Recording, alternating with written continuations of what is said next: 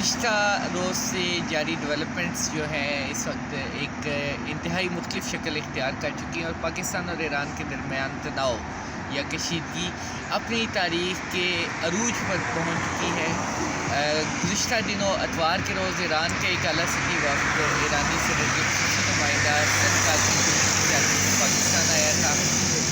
اس وقت نے پاکستانی نگران وزیر خارجہ جلیل عباس گیلانی، پاکستان کے خصوصی ایلچی برائے افغانستان امبیسڈر آصف درانی اور دیگر متعلقہ حکام سے ملاقاتیں کی تھی۔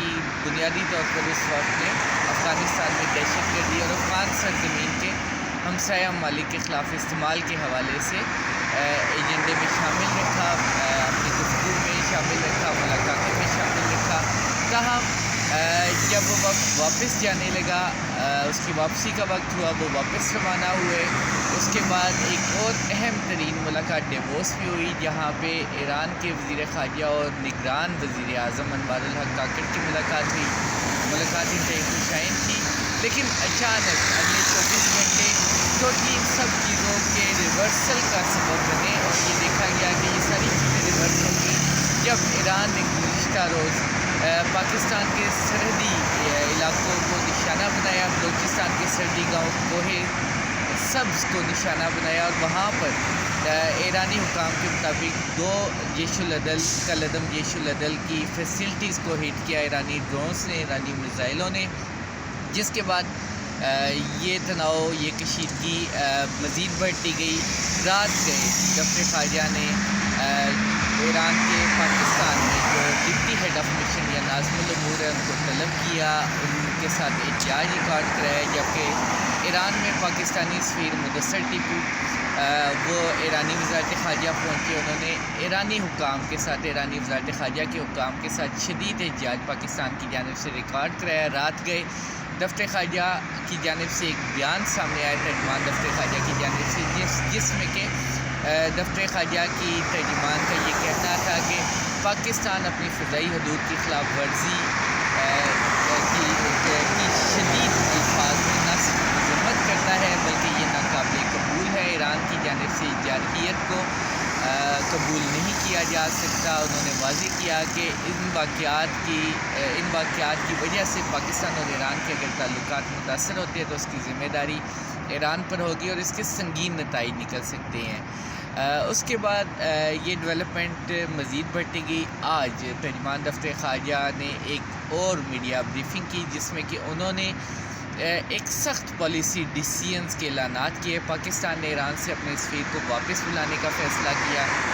دوسری جانب ایران کے سفیر آلریڈی ایران میں موجود ہے، ان کے حوالے سے کہا گیا کہ ان کے جلد واپس آنے کی امید نہیں ہے۔ تمام سفارتی جو وفود کے تبادلے تھے ان کو فوری طور پر معطل کیا گیا۔ جو سفارتی انگیجمنٹس چل رہی تھی ان کو فوری طور پر روکنے کا اعلان کیا گیا اور ایک انتہائی سرد مہری کا شکار ہو گئے دونوں ممالک کے باہمی تعلقات۔ فوری طور پہ ایران میں جو موجود ایک 35 رکنی وفد اس وقت موجود تھا گوادر میں، پاک ایران مشترکہ سرحدی تجارتی کمیشن کے 11ویں اجلاس میں شرکت کی۔ اس اجلاس کو بھی ملتوی کر دیا گیا، معطل کر دیا گیا اور اس وقت کو بھی فوری طور پر واپس بلایا گیا۔ وہ وقت جو ہے اس وقت وطن واپس روانہ ہو چکا ہے ایران سے اور جلد پاکستان پہنچے گا۔ اس کے علاوہ جو ایران میں پاکستانی سفیر ہیں مدثر ٹیپو، ان کے حوالے سے ان کو بھی فوراً وطن واپس پہنچنے کی ہدایت کی گئی، جس کے بعد وہ ایران سے آج رات کو روانہ ہوں گے۔ رات کو وہ قطر دوحہ پہنچیں گے اور دوحہ کے بعد کل توقع کی جا رہی ہے کہ وہ اسلام آباد پہنچ جائیں گے۔ دوسری جانب ایرانی وزیر خارجہ کا بھی بیان سامنے آیا ہے، جس میں انہوں نے کہا ہے کہ ایران نے کسی پاکستانی کو نشانہ نہیں بنایا اور ایران اسرائیل کے ایجنٹس کو بنیادی طور پر نشانہ بنا رہا ہے خطے میں، کیونکہ وہ ایران کے اندرونی سلامتی کے لیے خطرہ ہے۔ اب دیکھتے ہیں آنے والے دنوں میں چیزیں کس سائڈ پہ جائیں گی، دونوں ممالک کے تعلقات مزید کتنے افیکٹ ہوں گے، لیکن ایک بڑی اس میں مثبت پیش رفت بھی سامنے آئی، وہ چین کی جانب سے تھی۔ چین نے نہ صرف دونوں ممالک کو تحمل کا مظاہرہ کرنے کا مشورہ دیا بلکہ انہوں نے کہا کہ بات چیت، چینی ترجمان جو تھے ان کی طرف سے بیان سامنے آیا کہ انہوں نے کہا کہ دونوں ممالک پاکستان اور ایران تحمل کا مظاہرہ کریں اور اپنے مسائل کو بات چیت کے ذریعے حل کریں۔